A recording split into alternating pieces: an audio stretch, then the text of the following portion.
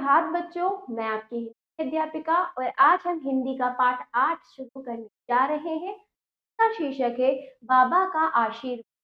चलिए शुरू करते हैं। पाठ 8 बाबा का आशीर्वाद।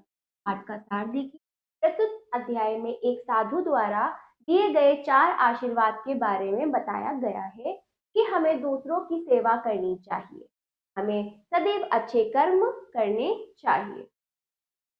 किसी जंगल से एक शिकारी जा रहा था। रास्ते में घोड़े पर सवार एक राजकुमार मिला। वह भी उसके साथ चल पड़ा।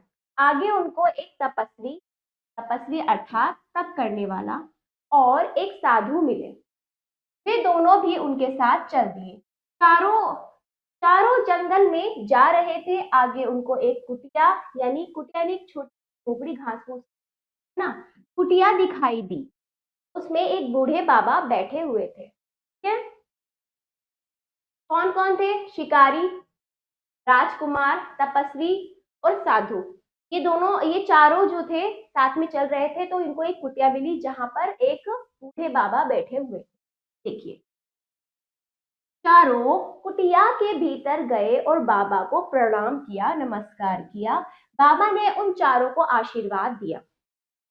बाबा ने राजकुमार से कहा, राजपुत्र, तुम चिरंजीव रहो, यानी सदा जीवित रहो, अमर रहो। यह आशीर्वाद राजकुमार को दिया। तपस्वी से कहा, ऋषि पुत्र, तुम मत जियो। ऋषि पुत्र को कौन सा आशीर्वाद दिया? तुम मत जियो।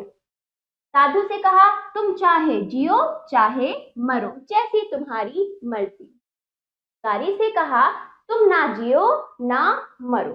बाबा चारों को आशीर्वाद देकर चुप हो गए। चारों को बाबा का आशीर्वाद समझ में नहीं आया। उन्होंने बाबा से प्रार्थना की, विनती की, वह कृपया करके अपने प्रत्येक आशीर्वाद का तात्पर्य यानी के बारे में खुलकर समझाइए। तो इस तरह से सभी चारों के चारों बाबा से पूछने लगी कि आपने ये जो अनोखा ये विचित्र आशीर्वाद जो दिया है, इसका क्या तात्पर्य है, इसका क्या मतलब है? राजकुमार को मैंने सदा जीते रहने का आशीर्वाद दिया। अब क्या कह रहे हैं, बता रहे हैं बूढ़े बाबा। फिर वो कहते हैं, उनकी विनती करने पर वो सभी बातें समझाने लगते हैं। सबसे पहले राजकुमार को मैंने सदा जीते रहने का आशीर्वाद दिया, क्योंकि जीता रहेगा तो सुख पाएगा। तपस्या करने वाला जीता रहेगा तो तप करके शरीर को कष्ट देता रहेगा, है ना। शरीर तपस्या करनी आसान है? नहीं, हमें सारे सांसारिक कार्य छोड़ने पड़ते हैं। हमें सारे आराम चीजें, सारे ऐशो आराम सब कुछ छोड़ना पड़ता है तपस्या करने के लिए। इसी कारण उन्होंने कहा कि तपस्या करते समय तप करने वाले को क्या शरीर पर क्या देना पड़ता है? कष्ट देना पड़ता है। इसलिए उनको ऐसा आशीर्वाद दिया। अगर वह मरे तो तपस्या के प्रभाव से स्वर्ग में राजा बन जाएगा। इसलिए मरने का आशीर्वाद दिया, क्योंकि यहाँ पे तो तप करता रह जाएगा संसार में। मरने के बाद स्वर्ग में तो राजा बन ही जाएगा, वहां पे तो तप करने की जरूरत नहीं है। तो इसलिए उनको ऐसा आशीर्वाद दिया। इसलिए उसे मर जाना ही का कट इसलिए उसे मर जाने का आशीर्वाद दिया, जिससे वह सुख पाए।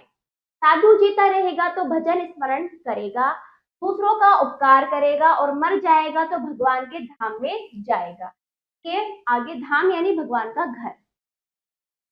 उपकार यानी दूसरों के भलाई के व कुशलता के कार्य। ठीक है, वह जीता रहे तो भी आनंद है, मर जाए तो भी आनंद है। तो साधु को क्या क्यों कहा? तुम चाहे जियो चाहे मरो, तरह का आशीर्वाद दिया, क्योंकि वो जीता रहेगा तो भी दुनिया में संसार में उसके लिए आनंद है, लोगों का आनंद है।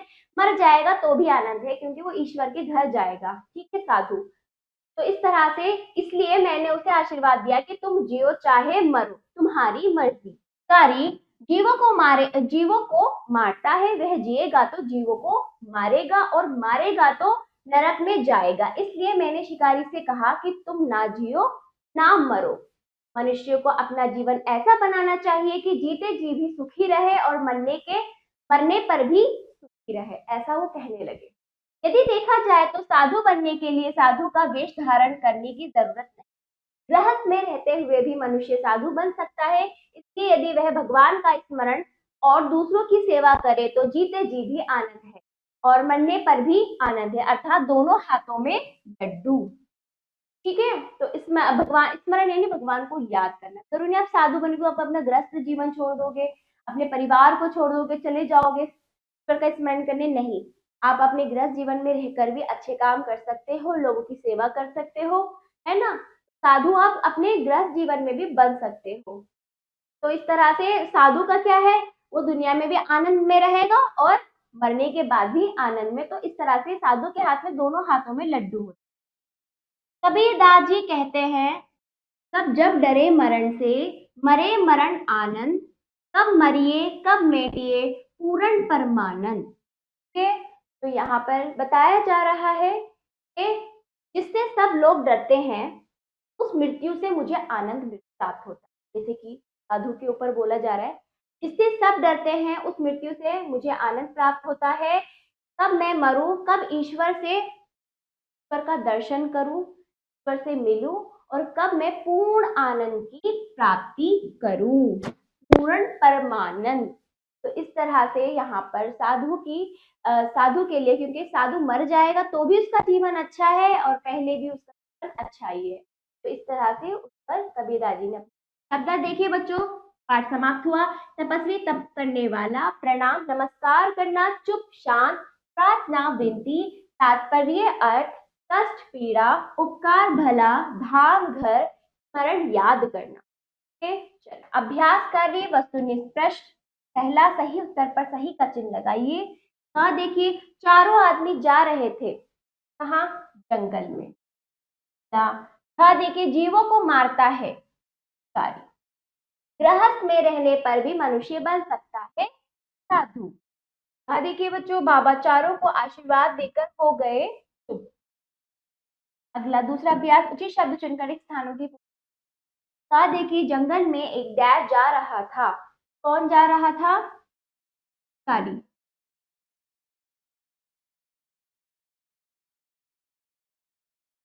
बाबा ने चारों को डैश दिया, क्या दिया, आशीर्वाद।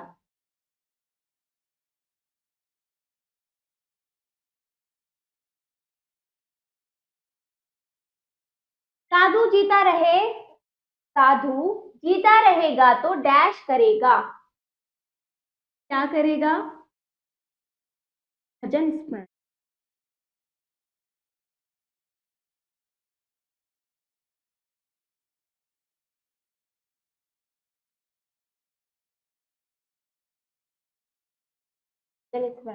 अगला, शिकारी टिम्बर डैश को मारता है, जीवों को।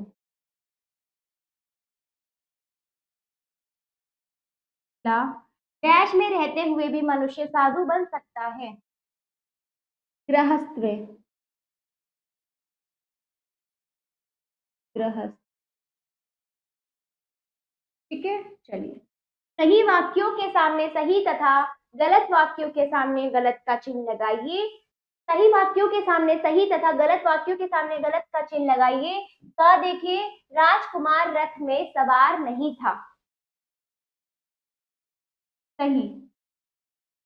हाँ देखिए, बाबा ने चारों को श्राप दिया, गलत। अगला, शिकारी जीवों को मारता था, सही। अगला देखिए, दूसरों की सेवा करने पर आनंद मिलता है, सही।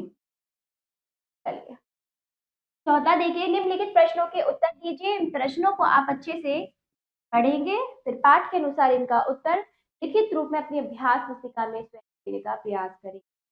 पाठ समाप्त होता है। ये अभ्यास आपको जरूर करना है। अगले पाठ पर धन्यवाद।